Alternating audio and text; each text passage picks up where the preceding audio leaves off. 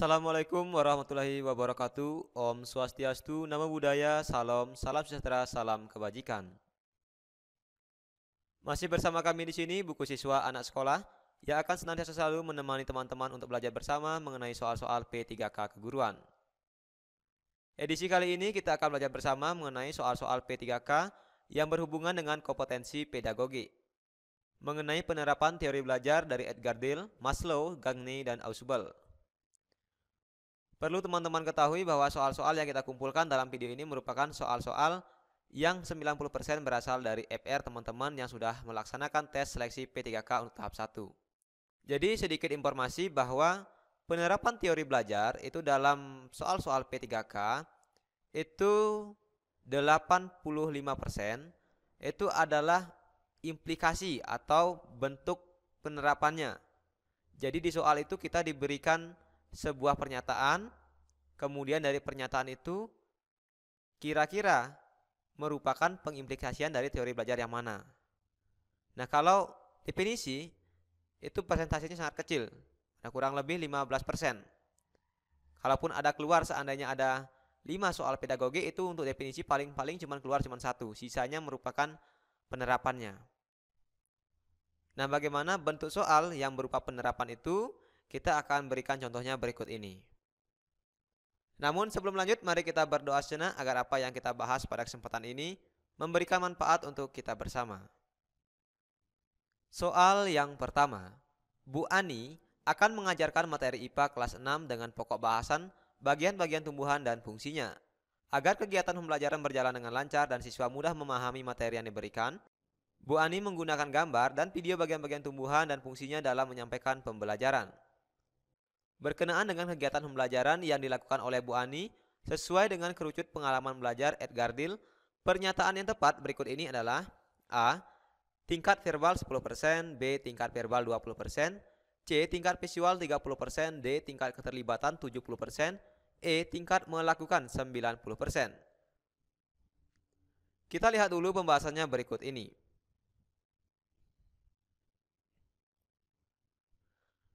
Nah, teori belajar dari kerucut pengalaman Edgar Dill ini kurang lebih seperti berikut ini. Nah, di sini ada teori belajar mengenai kerucut pengalaman dari Edgar Dill yang dimulai dari tingkat keterlibatan, itu dari tingkat verbal, visual, terlibat, dan berbuat. Nah, kemudian ini ada kerucut pengalamannya. Yang paling atas ada membaca, mendengarkan, lihat gambar atau diagram, jadi melalui media gambar atau diagram, melalui lihat video atau film, melihat atau demonstrasi, kemudian terlibat dalam diskusi, menyajikan atau presentasi, bermain peran, melakukan simulasi, mengerjakan hal yang nyata. Nah, ini merupakan kerucut pengalaman Edgar Dill. Jadi dari masing-masing ini memiliki persentase yang berbeda. Nah, misal yang pertama, untuk tingkat membaca, kalau medianya misalnya berupa sebuah bacaan, itu daya ingatnya hanya 10%. Kalau mendengarkan itu 20%. Nah, kalau melihat gambar, lihat video, demonstrasi itu sudah memasuki tingkat visual dengan daya ingat 30%. Kalau dia terlibat dalam diskusi, ini 50%. Jika dia menyajikan atau presentasi, ini 70%. Nah, yang paling tinggi yaitu bermain peran, melakukan simulasi, atau mengerjakan hal yang nyata. Ini 90%. Nah, pada tingkat ini dia sudah berbuat. Nah, berbuat ini berarti mencakup semuanya. Verbal iya, visual iya, terlibat iya. Nah, ini sudah semuanya tercakup dalam yang namanya berbuat. Dari kerucut pengalaman Edgar Dill ini, jika kita implementasikan dalam dunia pendidikan, nah kurang lebih seperti ini. Kalau tadi membaca, itu berarti dia medianya bisa berupa lambang kata atau lambang visual. Kemudian kalau mendengarkan, ini medianya bisa berupa rekaman atau dari radio atau audio.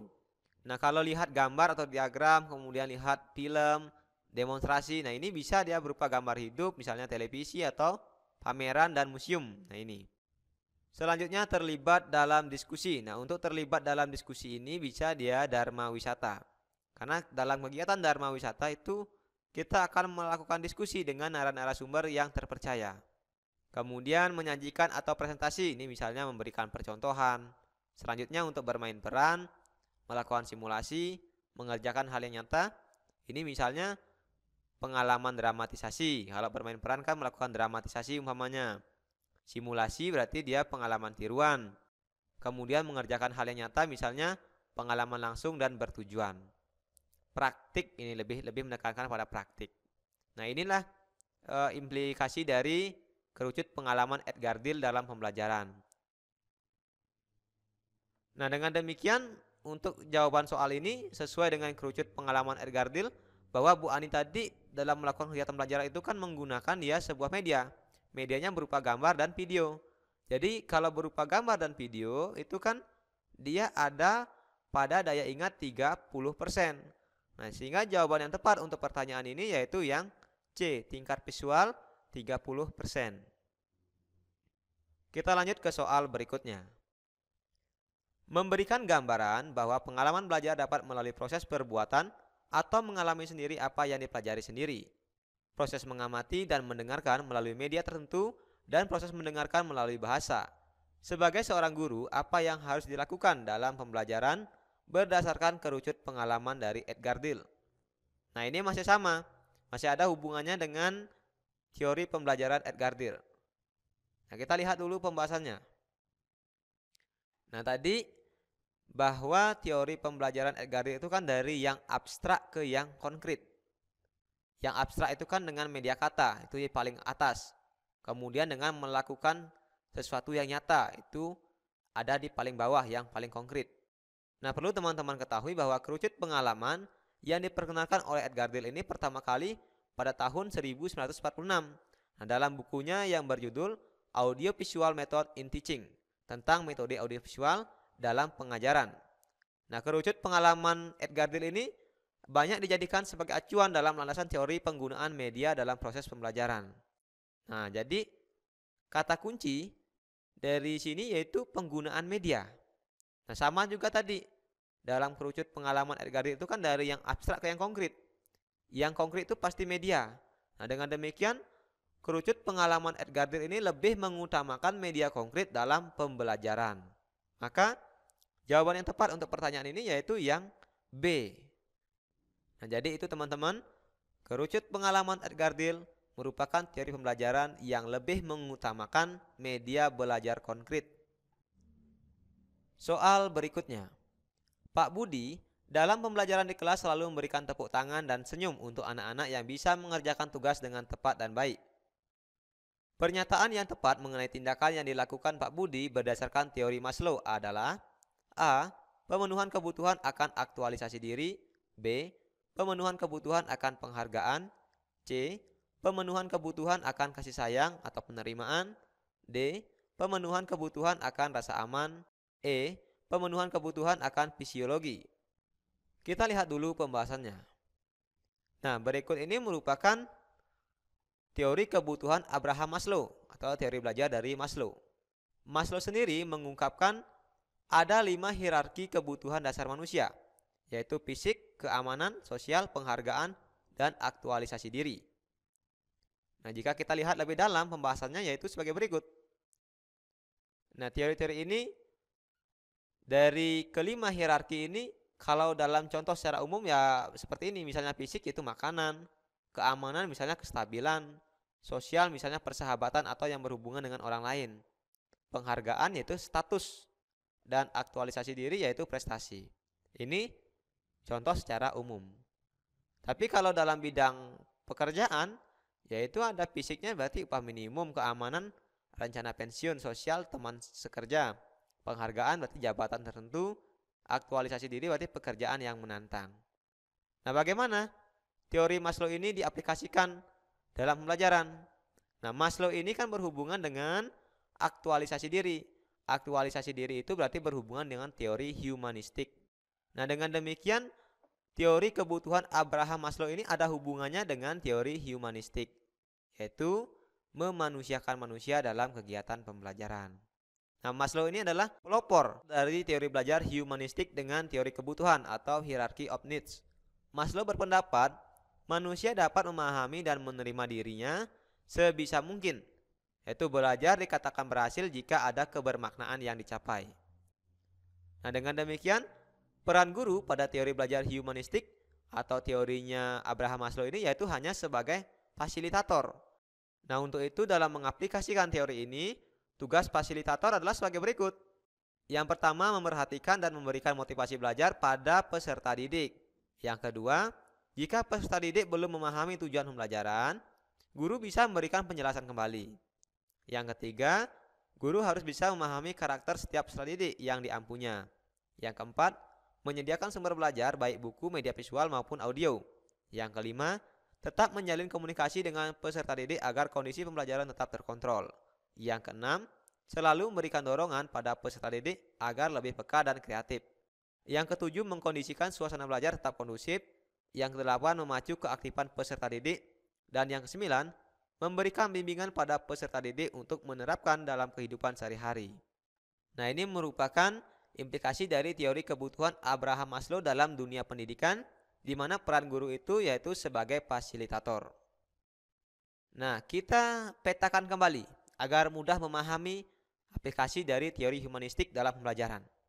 Nah, kita ketahui bahwa dalam teori Abraham Maslow ini ada 5 hierarki kebutuhan dasar manusia, yaitu kebutuhan fisiologi, rasa aman, kasih sayang. Nah, ini kasih sayang ini merupakan sosial, teman-teman, atau strip miring sosial. Jadi ada yang menuliskan piramidanya itu yang di sini sosial. Ada juga yang menuliskan kasih sayang, jadi sama aja. Kemudian ada penghargaan, aktualisasi diri. Nah, bagaimana penerapannya dalam pembelajaran? Kita lihat yang pertama. Yang pertama, kebutuhan fisiologi, misalnya dari segi lingkungan belajarnya. Nah, ini harus kondusif, berarti berhubungan dengan fisik, penyiapan fisik. Kemudian memberikan motivasi belajar. Ini juga ada hubungannya dengan fisiologi. Nah, dengan kata lain, menyediakan sumber belajar, baik buku, media visual maupun audio, serta memberikan atau menyampaikan tujuan pembelajaran, persepsi ini merupakan kebutuhan fisiologi. Hierarki yang kedua yaitu rasa aman. Nah, misalnya menjalin komunikasi dengan peserta didik agar kondisi pembelajaran tetap terkontrol. Nah, jadi reinforcement positif ini lebih memberikan rasa aman daripada reinforcement negatif. Misalnya begini, kalau ada murid yang melakukan kesalahan, itu dia diberikan sanksi, misalnya disuruh menyalin atau menulis ringkasan dari materi yang dipelajari. Kemudian di sisi lain, kalau ada siswa yang salah, ini diberikan sanksi, misalnya jalan jongkok atau keliling lapangan atau push up. Nah, tentu yang lebih memberikan rasa aman itu yang pertama tadi, siswa disuruh meringkas materinya atau materi pelajaran yang disampaikan pada saat itu. Nah, ini lebih memberikan rasa aman pada peserta didik. Kemudian penerapannya lain yaitu memberikan peraturan sekolah. Nah, ini juga menimbulkan rasa aman pada peserta didik. Selanjutnya hierarki yang ketiga yaitu kasih sayang atau sosial. Nah, ini berkenaan dengan orang lain. Misalnya memberikan motivasi belajar. Nah, jadi motivasi belajar ini masih ada hubungannya juga dengan kasih sayang. Dan bisa juga dengan kebutuhan fisiologi. Nah, selain itu, dalam tahap atau hierarki kasih sayang ini, guru bersedia mendengarkan keluhan peserta didik dengan aman dan mampu menjaga rahasia peserta didik. Nah, dengan kata lain, yaitu menerima dan menghargai pendapat siswa. Inilah yang disebut dengan kasih sayang. Hierarki yang keempat yaitu penghargaan. Nah, di sini guru harus bisa memahami karakter setiap peserta didik yang diampunya. Dan yang terakhir yaitu aktualisasi diri. Nah, di sini guru menghargai kreativitas, mendorong prestasi, dan memberikan kebebasan belajar kepada peserta didik. Nah, dalam arti kata yaitu pembelajaran bermakna, membimbing peserta didik untuk menerapkan pengetahuan dalam kehidupan sehari-hari. Nah, ini adalah aplikasi dari teori belajar humanistik Abraham Maslow dalam pembelajaran. Dengan demikian, maka jawaban yang tepat untuk pertanyaan ini yaitu yang B, pemenuhan kebutuhan akan penghargaan. Nah, di sini kenapa jawabannya bukan yang C, pemenuhan kebutuhan akan kasih sayang? Karena di sini ada kata memberikan tepuk tangan dan senyum untuk anak-anak yang bisa mengerjakan tugas dengan tepat dan baik. Berarti si anak ini sudah bisa mengerjakan tugas dengan baik. Maka tentu si anak ini membutuhkan penghargaan. Nah, kecuali di sini umpamanya Pak Budi ini dalam pembelajaran di kelas memberikan senyuman meskipun si anak menjawab salah. Nah, ini baru dia pemenuhan kebutuhan akan kasih sayang atau rasa aman. Jadi kita harus lihat dulu pemaparan atau wacananya itu seperti apa, baru kita masukkan dalam penerapannya. Soal berikutnya, Bu Reni dalam pembelajaran di kelas selalu memberikan apersepsi materi dengan mengaitkan materi pembelajaran sebelumnya dengan materi yang akan dipelajari hari ini. Kegiatan yang dilakukan Bu Reni dalam kegiatan awal pembelajaran tersebut merupakan prinsip pembelajaran yang dikemukakan oleh A. Gansne, B. Maslow, C. Edgar Dill, B. Brunner, E. Ausubel. Kita lihat dulu pembahasannya berikut ini. Nah, jadi kegiatan yang dilakukan Bu Reni ini lebih tepatnya berhubungan dengan teori belajar David Ausubel. Nah, di mana David Ausubel ini merupakan seorang ahli psikologi pendidikan, memberikan penekanan pada pentingnya pembelajaran yang bermakna dan pentingnya pengulangan sebelum dimulai pembelajaran. Nah, ini perlu diingat, pentingnya pengulangan sebelum dimulai pembelajaran. Nah, sebenarnya dari pengertian ini kita sudah bisa menjawab untuk pertanyaan ini, yaitu pasti yang E. Karena di sini Bu Reni itu memberikan apersepsi dengan mengaitkan materi pembelajaran sebelumnya. Nah, jadi yang namanya mengaitkan materi pembelajaran sebelumnya itu pasti pengulangan kan? Jadi pasti jawabannya itu yang E, Ausubel. Tapi kita lihat lagi referensi lain mengenai David Ausubel ini untuk menambah wawasan kita bersama. Nah, inti dari teori Ausubel adalah tentang belajar bermakna atau meaningful learning. Nah, di mana dimensi belajar menurut Ausubel itu ada dua, yaitu penerimaan atau penemuan, kemudian yang kedua hafalan atau bermakna. Yang dimensi pertama, penerimaan atau penemuan itu lebih menekankan bagaimana peserta didik memahami materi yang diberikan. Apakah dengan penerimaan, berarti guru yang menjelaskan, atau dengan penemuan, berarti siswa itu menemukan dengan sendiri. Baik itu misalnya dengan melakukan praktik atau yang lainnya. Dimensi kedua yaitu hafalan dan bermakna. Nah, hafalan di sini apabila si siswa itu dimensi belajarnya yaitu menerima, berarti guru yang menjelaskan. Nah, ini kan lebih bersifat hafalan. Kemudian kalau dia penemuan itu berarti pembelajaran yang bermakna. Nah, kedua-duanya ini menurut Ausubel itu sangat penting. Baik yang siswa sebagai penerimaan atau penemuan ini sama-sama penting, sama-sama menunjang keberhasilan dalam sebuah pembelajaran yang disebut dengan belajar bermakna atau meaningful learning. Nah, dengan demikian belajar bermakna menurut Ausubel ini yaitu apabila pembelajar dapat mengaitkan informasi baru yang diterimanya dengan konsep-konsep yang relevan yang terdapat dalam struktur kognitif yang dimilikinya. Nah, jadi ada pengaitan kembali atau ada pengulangan kembali dari pembelajaran sebelumnya.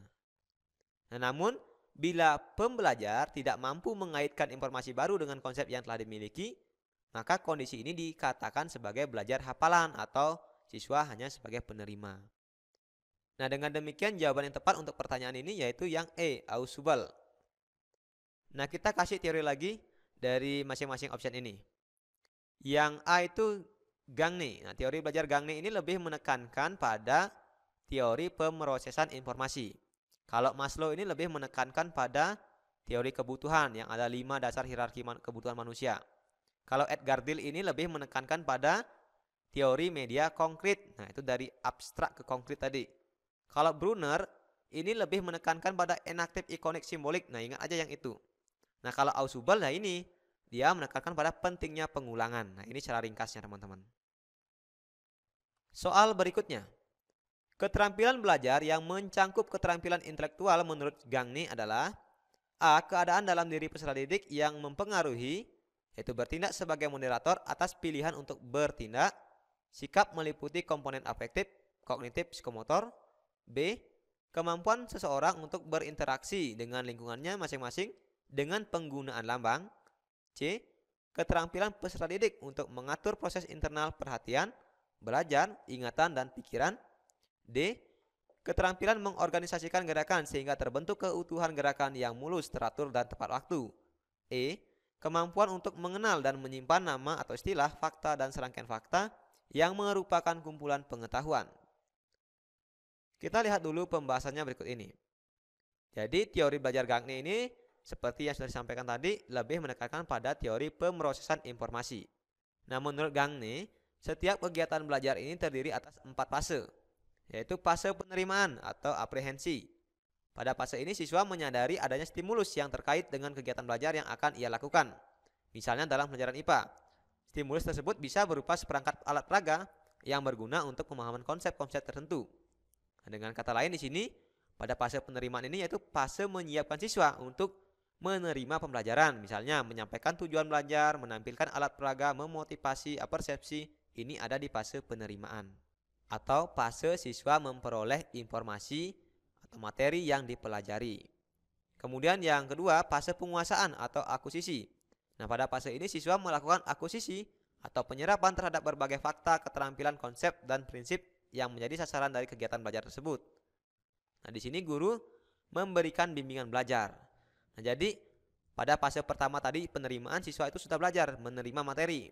Nah, setelah materi diterima, siswa menguasai atau memahami. Nah, ini disebut dengan fase penguasaan atau akuisisi.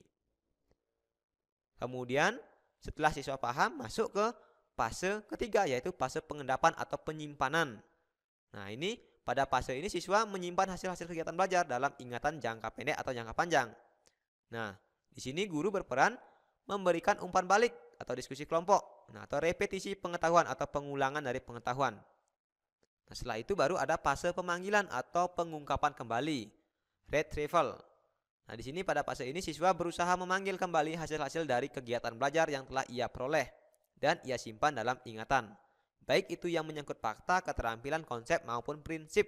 Nah, misalnya melakukan praktik. Nah, dengan kata lain aplikasi dari fase-fase sebelumnya.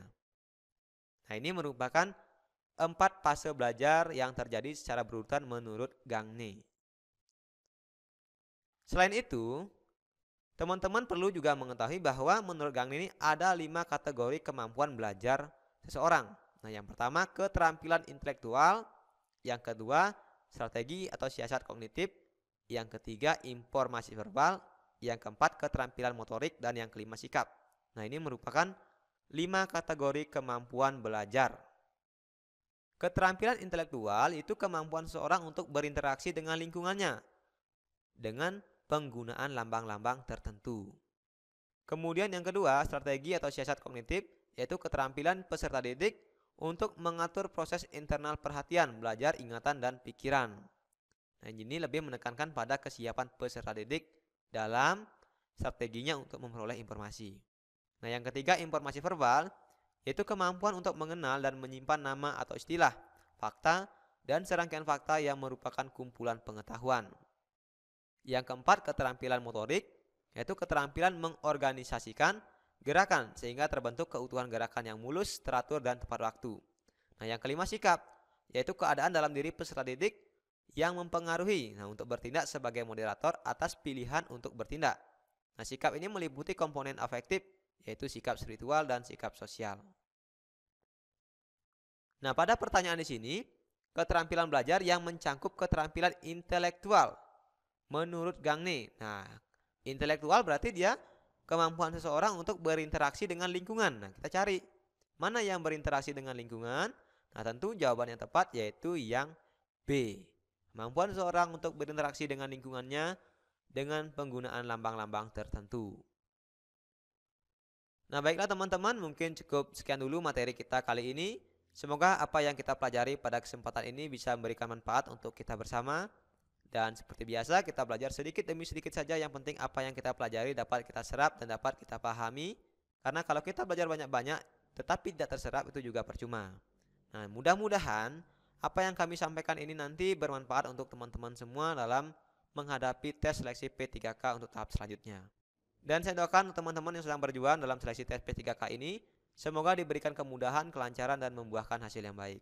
Akhir kata, saya ucapkan terima kasih dan mohon maaf atas kekurangannya. Sampai jumpa lagi dalam video selanjutnya.